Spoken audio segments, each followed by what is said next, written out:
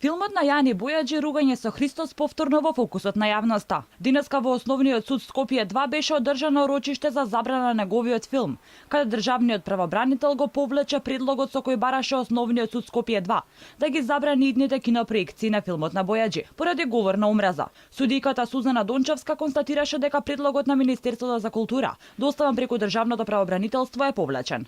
Тоа значи дека нема времена мерка и филмот ќе може да се прикажува низ киносалите во државата. Вчера режисерот Бојаджи обвини дека институциите му ја забрануваат неговата работа и екзистенција. Вие мене ми го забранувате правото да работам, да заработам и да живеам. Вие мене ми го одземате правото на живот. Ова продолжува веќе 2 месеци. Јас сум уметник, работник, пролетер.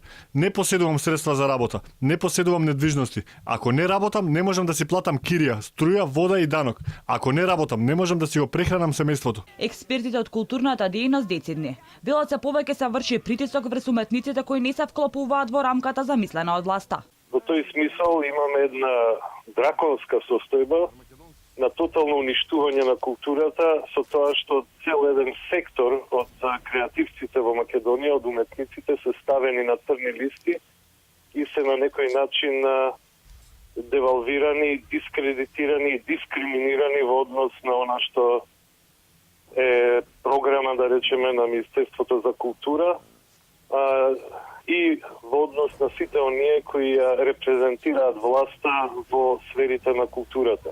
Филмот "Ругање на Христос" веднаш откако доби награда на филмскиот фестивал во Монтреал, кој е еден од топ 10 во светот, беше дочекан на нош од страна на Министерството за култура кој ја обвини за ширење на омраза. Се вмеша и премиерот Зоран Заев кој изјави дека филмот шири меѓуетничка омраза иако призна дека го нема гледано. На социјалните мрежи се уште врија. Секојдневно се пишуваат статуси каде се осудува притисокот врз уметниците, меѓу кои се Игор Дурловски, Владо Јовановски, Борис Дамовски, чии рочишта продолжуваат и денеска.